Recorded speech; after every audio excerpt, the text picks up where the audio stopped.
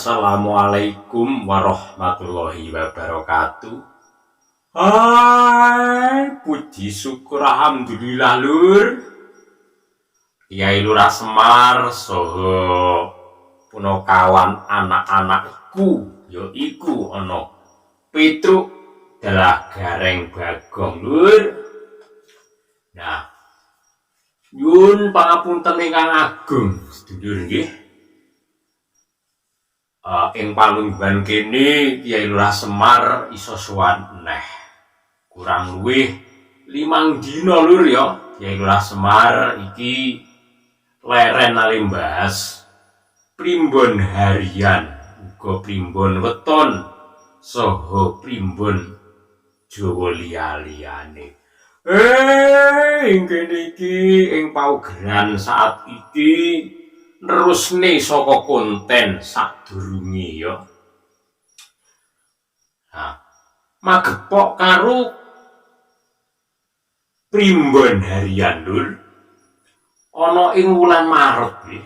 Wulan Maret iki kalebu wulane para umat muslim ya kuwi wulan Ramadan.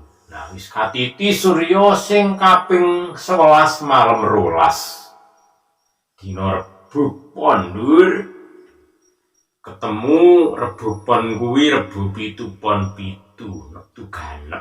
Hai sateruse lur. Iki sugeng nindakaken ibadah siam nggih bulan Ramadan. Mugi amal ibadah panjenengan sedaya taksih dipun tampi kalian Gusti ingkang murbeng ing dumadi Allah Subhanahu wa taala nggih. Amin amin ya rabbal alamin. Ing wulan poso ayu terusne anggone nebarne kebajikan ya kuwi saka ilmu, saka paweh, amal sedekah uga ibadah sing sregep.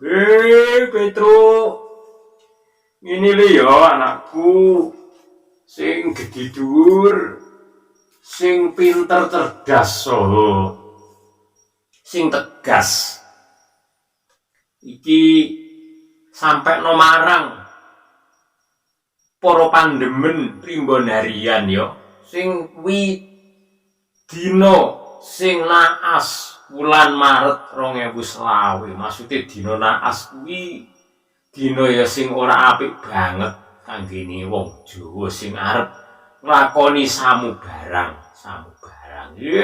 Ndang sampe nongger. Inggih sendika dawuh lurahe Lurah Bopo. Aku lek ngomong karo Bopo ki kadang ya basa kadang ya ora. Maksude ngene lur ya. Iki sadurunge Petruk kantong bolong iki arep ngehi paweruh saka panjenengan.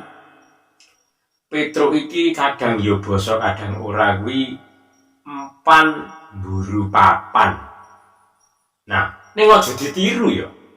Nah, iki mau jibles karo kandhane Bopo Kyai Lurah Semar. Ing kene aku arep bahas dina sing naas, dina sing ora apik tumrape ilmu Jawa ing sasi Maret. Ya iku sing dilekasi sedulur ya. Sing nomor 1 ya kuwi tanggal 13 dina Kamis wage, kuwi dina naas ya. Mangkane sing kanggene arep buka usaha, arep bangun pitung, apa nyaur, apa golek utangan, apa meneh sing arepe nglamaran mitoni nyambung tuwuh kuwi kalebu ing sasi Maret 2020 iki dina naas. Ya kuwi dina Rebo Pon nggih, Rebo Pon tanggal 12. Ugi sapanjure sing angka lurus dulur ya kuwi tanggal 13 dinane Kamis wage. Kuwi dina naas. Jadi kanggene para pandemen, para pecinta saha wong sing urip ning alam donya utaminipun tanah Jawa, ayo Kemis wage kuwi tindari. Sabanjure lur sabanjure ya kuwi tanggal 14 kuwi kalebu Jumat Kliwon. Nah, kuwi ya ora pati apik banget ya. Nah, lan saterusé maneh ya kuwi dina Senin Pon. Dina Senin Pon kuwi tanggal 17 iki mentereng iki lur. Lah, diterusne eneh ya kuwi Rebo Kliwon. Rebo Kliwon kuwi iki Rebo Kliwon tanggal 19 kalebu ana ing uku gumbrek. Nah, taune 2020 kuwi dina naas. Rebo Kliwon.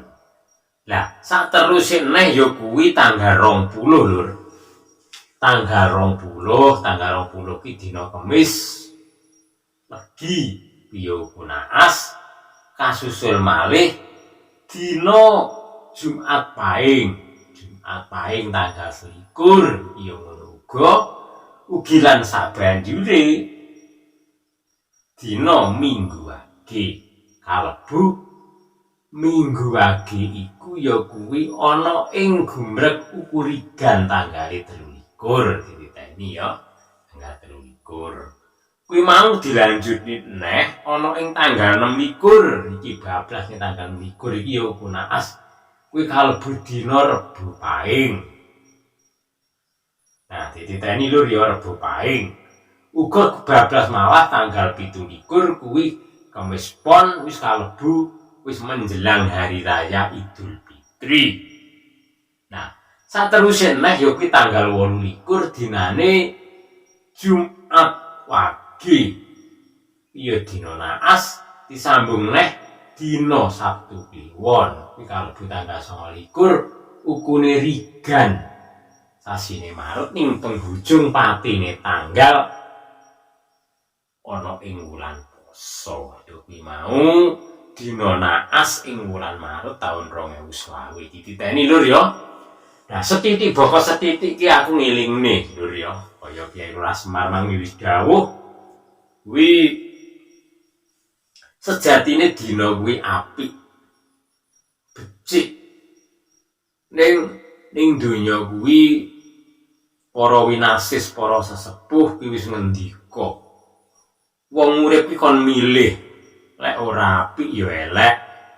Nah, makane ya nyang apa wong ngerti barang apik milih sing elek. Nah, timbang tuna rugi kaya awak-awake dhewe iki padha dititeni kabeh. Ngono lho ya mau sing bahas ramalan primbon harian dina naas ing bulan Maret tahun 2020. Sadurunge primbon iki tak tutup, pawedari kita tutup bagi umat muslim selamat menjalankan ibadah puasa. Semoga amal ibadah Anda diterima oleh Allah SWT. Amin amin ya rabbal alamin. Nah, aku Petrus adalah dulurku lanang gareng uga Bagong. Nah, Bapa nyuwun pamit marang sedulur-sedulur kabeh kanthi asesanti Jaya-jaya wijalanti kalis ing sambikala mugi rahayu ingkang sampun sami pinanggi. Ihdinas siratal mustaqim. Assalamualaikum warahmatullahi wabarakatuh.